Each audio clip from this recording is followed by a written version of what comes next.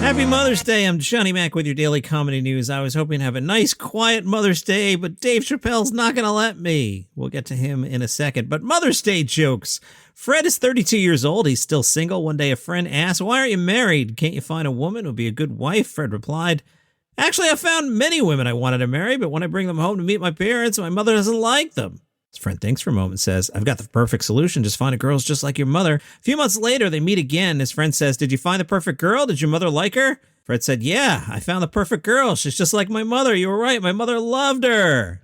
"So what's the problem?" "My father doesn't like her."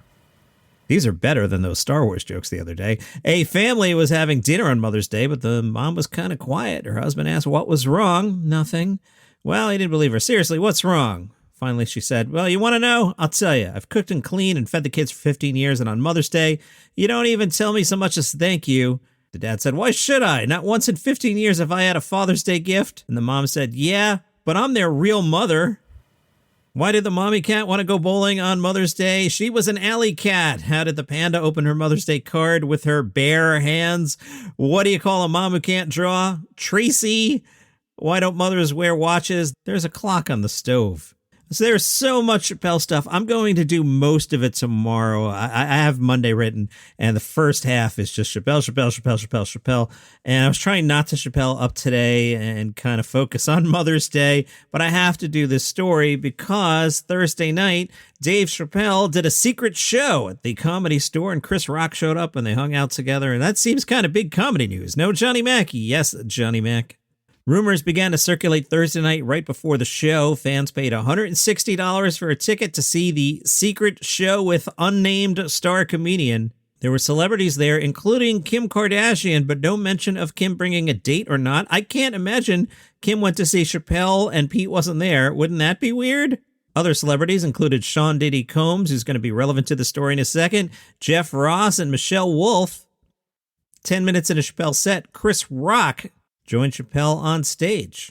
Increasingly, these articles are concerned with comedian fashion. I don't know why. The Hollywood Reporter goes out of their way to tell us, dressed in a baggy tank top and smoking his favorite cigarettes, which are American Spirits. They even got in the brand name. Okay, Dave Chappelle took the stage to a hero's welcome from the small crowd. He immediately went into the topic of the Tuesday night attack at the Hollywood Bowl, saying he couldn't see the man's face, but that he got a grip of his hair. Chappelle said he was embraced immediately after the incident by his son, who told him, "Dad, I love you." Chappelle said it was the strange sight of Jamie Foxx wearing, for some reason, a sheriff's hat that calmed him down. Chappelle shouted out to the many people who reached out after the incident. "A lot of people love me, it turns out." And he said, not jokingly, that group includes Louis C.K. I could make some material out of that, Dave. Then Chris Rock came out, took a stool next to Chappelle, and stayed there for the rest of the performance. Chappelle joked to Rock, "At least you got smacked by somebody of repute. I got smacked by a homeless guy with leaves in his hair." Chris Rock responded, "I'll sub in the word dude. I got smacked by the softest dude that ever rapped." Dave said he convinced the LA police to allow him to enter the room where his alleged assailant was being held. Chappelle said, "I needed to talk to him." He asked the alleged assailant what possibly could have prompted his attack, to which the arrested person responded with a story about his grandmother from Brooklyn who'd been forced out of her neighborhood by gentrification. The attack was meant to draw attention to her plight. Chappelle joked about other things, including Johnny Depp and Amber Heard and the looming threats of Roe v. Wade. But Dave wrapped it up with this. He looked over to Sean Diddy Combs and said, "I'm in the place where you sat in the car with Biggie Smalls as he died. I hate this city." And he grabbed his pack of cigarettes and left the stage. Netflix has released about 4 minutes of Pete Davidson's stand-up set. I have shared that on the subreddit, Daily Comedy News, and in the Facebook group, Daily Comedy News Podcast Group. It is Sunday, which means my current favorite TV show, Winning Time, that's the Lakers show, as I refer to it, that's on HBO tonight. Vulture caught up with John C. Reilly, who is crushing it in this show. Vulture asked about the falling out with Will Ferrell, because Will wanted to play Jerry Buss, and Adam McKay wanted John C. Reilly to play the part. John C. Reilly said, "I don't want to give that any more oxygen. It's a personal thing. I had nothing to do with the casting decisions of the show before I was involved. If I got a role that any of my close friends had been interested in, I want to let them know. It's just the way I move through life, not the way I move through Hollywood. I try to do right by my friends. I try to do right by Adam, and I try to do right by Will." They asked Reilly if he has been bothered by some of the blowback on the show. Some of the people portrayed in Winning Time don't like the portrayal of them. Reilly said, the overall plot is based on historical fact, but we do fill in a lot of blanks. I knew it would be difficult for people involved in the story to see their lives depicted in a semi-fictional way. That doesn't mean the story shouldn't be told. The truth is, these were crazy times. There was anger and betrayal, and the crap was hitting the fan. I respect everyone's right to their own story, but I don't think that precludes others from telling public stories, and this is a public story. Vulture, some people said you can't do a story about the Lakers without the Lakers. Reilly said, my answer to that is, how could you tell it with them? Christina P's new special's out on Netflix today. Christina said, I'm a fierce mama wolf, and I would slit all your throats to save my kid's life, but sometimes I look in the bathroom and clean my ears, and I might just push that Q-tip in all the way. Nobody tells you this, but being a mom, it's an emotional roller coaster. Like I go from joy to rage to exhaustion to exhilaration every 6 seconds every day, and just when I'm ready to throw that baby in the river, he smiles at me. Oh yeah, they just smile at you with those little jack-o'-lantern teeth, and you're filled with so much joy of crazy thoughts. You're like, I want 10 more. Come on, Tommy, Segura, we're having sex tonight. Now, Segura is part of this article, and he said, I took my older son to a park. He was 2.5, the cutest little effing kid, and he walks into the park, and he walks into a playground set, and he walks up to it, and he steps on it, and an older kid, meaning 4 years old, goes, you can't play with that, that's mine. And Segura says to the 4-year-old, I'll kick your chest through your back. And the kid goes, what? I'll stomp you out right now. And the kid's crying, I'm laughing. Everyone gathered around and was like, you can't do that. Style Blueprint talked to Leanne Morgan. Hey, Leanne Morgan, do you feel your Southern identity has played into your success? She said, I talk about universal things like being a mom. See, it's a theme set here, Dave Chappelle. I'm trying to do mom stuff, and then you got to do a secret show with Chris Rock that I can't ignore. I had this all set up nice. Leanne Morgan said, I talk about universal things like being a mom and being a woman, feeling fat in my pants, failing at Weight Watchers, whatever it is, but I have to do it with a very Southern spin and accent. I don't really talk about Southern things, I don't think. But I talk about life in a way that's unique because of where I'm from. All right, Leanne Morgan, who are some comedians you love? I always admired Jim Gaffigan. I always just got him. I love watching Tom Papa. I love watching Comedy Central. I love watching comedic actresses on SNL. I don't know that there's a comedian that I don't enjoy. Come on, there has to be a comedian you don't enjoy. That's not hard. Say there was somebody who pantomimes to Donald Trump on TikTok. You could be like, I don't enjoy that. People wouldn't get mad at you. Actually, people would get mad at you. You might be right, Leanne Morgan. All comedians are awesome. Leanne, what's the best advice you've ever received and from whom? Brad Upton is a comic and a friend out of Seattle who's had a good career in comedy. He said, Leanne, try to work clean. You can always dirty something up, but you can't always clean something up. That is great advice. If you're clean, you can do private and corporate events. You can do comedy clubs. You can do theaters. You can do anything. That was really good advice because when you start doing comedy, and I did this, you say stuff that is shocking just because, but it limits you. Great advice. Amy Poehler was talking to CBS about SNL and said, I love the people.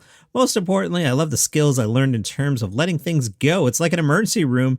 You feel really excited that you survived it, and you also might die if you're in there too long. Then she was asked, are men funny? Amy laughed and said, yeah, they're getting there, and I'm proud of them. That's all I want to say to the men right now. I'm really, really proud of you. Good job, buddy. Chortle caught up with Hannah Gadsby, who said, I don't like the fame part of this. Before this all kicked off, I would have classed myself as a very successful comedian. I was comfortable. I was earning a living wage, which is not a thing many artists are able to do. I know I'm living other people's dreams right now, and I can't stress this enough. It's not mine. While her new status has opened doors, she says, stand-up's always going to be part of what I do simply because I don't have ambition. I don't come from a place where grand visions pay off. In Australia, you're not rewarded for having grand visions. We have the tall poppy syndrome in which successful people are resented and cut down, and it's quite fierce. I was brought up on that. It's a silly cultural phenomenon, but it's ingrained in me, so it's like, don't get ahead of yourself. I know it's a waste of time trying to fit in or be a certain type of female performer. My perspective on the world is so atypical to what I physically represent in the eyes of other people. There are a lot of things about being a woman or being a female adjacent and on the spectrum. There's an expectation that you're good at interpersonal situations, and I'm very much not, and that's caused a lot of distress. I think guys can get away with a little bit more social awkwardness because it's kind of expected. It doesn't matter how much money I have or how much success I have. Every day is a little bit on the struggle bus. Well, I'm going to miss the Netflix Comedy Festival. It's been really good for the show and really good for comedy. Boy, I put myself first. Big ego, dude. Relax. Couple straight shows tonight. Sam J is at the Peppermint Club. The LA Times are big fans. They wrote, "She's a black woman working in a comedy field still dominated by white guys." When she deadpans about the things her wife says and does, such as ordering a vegan burger at White Castle, she's opening our minds and expanding our ideas of what a marriage is at a time when LGBTQ rights are freshly under attack. Jay is also razor sharp on the subject of white men. Her riff on Mad Men remains a classic. No wonder white guys complain about all they've lost. It's no longer okay for them to drink all night with a mistress, go home, stumble in the office, get drunk again, and have sex with a secretary. Who wouldn't pine for the good old days? Joel Kim Booster's at Dynasty Typewriter at 7 o'clock. There have been a lot of Joel Kim Booster articles lately. LA Times, "You've said you knew you were gay before you knew you were Asian. Please explain." Joel Kim Booster said, "That's completely true. I was adopted. I grew up in the Midwest, homeschooled. I don't think it was until 5 or 6 when I went to a family reunion in Alabama that my Asian identity really started to click for me. By that point, I had already verbalized to my siblings that I liked boys. The Asian part came later." Well, Joel, what makes sex funny? It's so personal and it's so individual. Trying to extrapolate broad observations about sex is a great place to find comedy because it's finding the broad and the specific. Culturally, it's still fairly taboo, and I think there's a lot of humor that can be derived from taboo subjects. So many people are having bad sex because they're not talking about the things I'm interested in talking about on stage. I had a lot of comedians when I was starting out over 10 years ago now tell me not to talk about anything that could be related to gay sex because audiences would not like it and would not be able to handle it. And that was sort of the conventional wisdom for a lot of gay comedians. And now it's sort of like, I don't give an F. I try not to shy away from anything I want to talk about just because it might make an audience uncomfortable. Discomfort is a huge part of comedy sometimes. And that is your comedy news for today. You can follow this show for free on Apple Podcasts, Spotify, Overcast, wherever you get your shows. If you would like episodes ad-free and early, become a premium subscriber for $5 a month on Apple Podcasts. See you here tomorrow. A lot of Chappelle tomorrow.